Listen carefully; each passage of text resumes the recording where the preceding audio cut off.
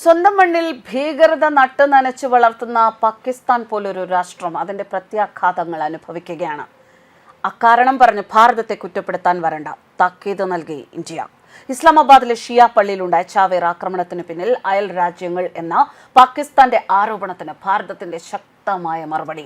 പാകിസ്ഥാന്റെ ഉള്ളിൽ തന്നെയുള്ള കുഴപ്പങ്ങളാണ് ഇത്തരം വിനാശ സ്ഫോടനങ്ങൾക്ക് കാരണമെന്നും സ്വന്തം തോൽവി മറച്ചുവെക്കാൻ മറ്റു രാജ്യങ്ങളെ പ്രതിക്കൂട്ടിൽ നിർത്തുന്ന തന്ത്രം ഇനി ചിലവാകില്ല എന്നും ഭാരതം മറുപടി നൽകുന്നു. ഇസ്ലാമാബാദിലെ പള്ളിയിലുണ്ടായ സ്ഫോടനത്തിൽ 10ഓളം പേർ കൊല്ലപ്പെട്ടതിന് പിന്നാലെ യാതൊരു തെളിവുമില്ലാതെ അയൽ രാജ്യങ്ങളെ പഴിച്ചാരി പാക് ആഭ്യന്തരമന്ത്രി രംഗത്തെത്തിയിരുന്നു. ഇതിനെതിരെയാണ് ഭാരതം ആഞ്ഞടിച്ചിരിക്കുന്നത്. ഭീകരവാദത്തെ ഭരണകൂട നയമായി സ്വീകരിച്ച ഒരു രാജ്യം അതിന്റെ പ്രത്യാഘാതങ്ങൾ അനുഭവിക്കുകയാണ്. വിരൽ ചൂണ്ടേണ്ടത് സ്വന്തം കണ്ണാടിയിലേക്കാണ്. പാകിസ്ഥാൻ നേരിടുന്ന ആഭ്യന്തര സുരക്ഷാ പ്രതിസന്ധിയും ഭീകരവാദവും അവർ തന്നെ സൃഷ്ടിച്ചതാണ്. അതിന് ഭാരതത്തെയോ മറ്റയൽ രാജ്യങ്ങളെയോ പഴിച്ചാരുന്നത് പരിഹാസ്യമാണ്, വിദേശകാര്യ വൃത്തങ്ങൾ പ്രതികരിച്ചു.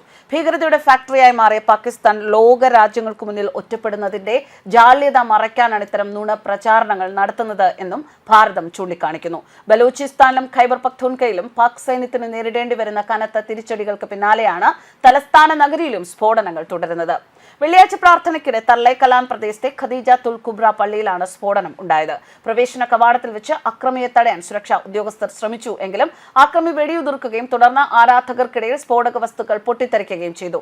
ഒരു ദശാബ്ദത്തിനിടെ പാകിസ്ഥാൻ തലസ്ഥാനത്തുണ്ടായ ഏറ്റവും മാരകമായ ആക്രമണങ്ങളിലൊന്നായ ആക്രമണത്തിന്റെ ഉത്തരവാദിത്തം പിന്നീട് ഇസ്ലാമിക് സ്റ്റേറ്റ് ഏറ്റെടുത്തു. ഭീകരാക്രമണത്തിന് ഇന്ത്യയും അവരുടെ പ്രതിനിധികളെയും കുറ്റപ്പെടുത്തി പാകിസ്ഥാൻ പ്രതിരോധ മന്ത്രി ഖ്വാജ ആസിഫും പ്രധാനമന്ത്രി ഷഹബാസ് ഷെരീഫിന്റെ വക്താവും രംഗത്തെത്തി. ഇന്ത്യ ആസൂത്രണം ചെയ്ത ഭീകരാക്രമണ പരമ്പരയുടെ ഭാഗമാണിത് എന്ന് പ്രധാനമന്ത്രിയുടെ വിദേശ മാധ്യമ വക്താവ് മോഷ്റഫ് സെയ്ദി പറഞ്ഞു. ഇന്ത്യയും അഫ്ഗാനിസ്ഥാനും തമ്മിലുള്ള ഗൂഢാലോചന ആരോപിച്ചുകൊണ്ട് ബോംബർ അഫ്ഗാനിസ്ഥാനിലേക്കും തിരിച്ചും സഞ്ചരിച്ചതായി പ്രതിരോധ മന്ത്രി ആസിഫ് സൂചന നൽകി. എന്നാൽ ന്യൂഡൽഹിയുടെ പ്രതികരണം അസന്ദിഗ്ധമായിരുന്നു. പാകിസ്ഥാൻ തങ്ങളുടെ സാമൂഹിക ഘടനയെ ബാധിക്കുന്ന പ്രശ്നങ്ങൾ ഗൗരവമായി കൈകാര്യം ചെയ്യണം. അതിനു പകരം സ്വന്തം നാട്ടിൽ വളർത്തിയെടുത്ത ദോഷങ്ങൾക്ക് മറ്റുള്ളവരെ കുറ്റപ്പെടുത്തി സ്വയം വഞ്ചിക്കാൻ തീരുമാനിച്ചത് നിർഭാഗ്യകരമാണെന്ന് പ്രസ്താവനയിൽ പറയുന്നു. ആരോപണങ്ങൾ അടിസ്ഥാനരഹിതവും അർത്ഥശൂന്യവുമാണെന്ന് മന്ത്രാലയം തള്ളിക്കളഞ്ഞു. അത്തരം അവകാശവാദങ്ങൾ പാകിസ്ഥാനിലെ ആക്രമണത്തിന്റെ യഥാർത്ഥ കാരണങ്ങളിൽ നിന്ന് ശ്രദ്ധ തിരിക്കുകയാണ്. ഇസ്ലാമാബാദിലെ ഒരു പള്ളിയിൽ പുലർച്ചെ ഉണ്ടായ ബോംബാക്രമണം അപലപനീയമാണ്. അതുണ്ടാക്കിയ ജീവഹാനിയിൽ ഇന്ത്യ അനുശോചിക്കുന്നു. തങ്ങളുടെ സാമൂഹിക ഘടനയെ ബാധിക്കുന്ന പ്രശ്നങ്ങളെ ഗൗരവമായി അഭിസംബോധന ചെയ്യുന്നതിന് പകരം സ്വന്തം നാട്ടിൽ വളർന്നു വന്ന ദോഷങ്ങൾക്ക് മറ്റുള്ളവരെ കുറ്റപ്പെടുത്തി സ്വയം വഞ്ചിക്കാൻ പാകിസ്ഥാൻ തീരുമാനിക്കുന്നത് നിർഭാഗ്യകരമാണ്. എല്ലാ ആരോപണങ്ങളും ഇന്ത്യ നിരസിക്കുന്നു. അടിസ്ഥാനരഹിതവും അർത്ഥശൂന്യവുമാണ്. തെഹ്രീക്ക് താലിബാൻ, പാകിസ്ഥാൻ ഇസ്ലാമിക് സ്റ്റേറ്റ്, ഖുറാസാൻ പ്രവിശ്യ എന്നിവ ഉൾപ്പെടെയുള്ള തീവ്രവാദ ഗ്രൂപ്പുകളിൽ നിന്നുള്ള വിഭാഗീയ ആക്രമണം നേരിടുന്ന പാകിസ്ഥാനിലെ ഷിയ ന്യൂനപക്ഷത്തെ ലക്ഷ്യമിട്ടാണ് ബോംബാക്രമണം നടന്നത്. മുതിർന്നവരും കുട്ടികളും ഉൾപ്പെടെയുള്ള ഇരകളെ രക്ഷാപ്രവർത്തകർ എത്തിച്ചതിനാൽ ഇസ്ലാമാബാദിലെ ആശുപത്രികൾ അടിയന്തരാവസ്ഥ പ്രഖ്യാപിച്ചു.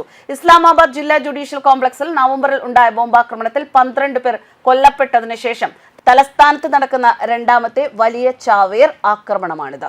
ന്യൂസ് ഡെസ്ക് കർമ്മ.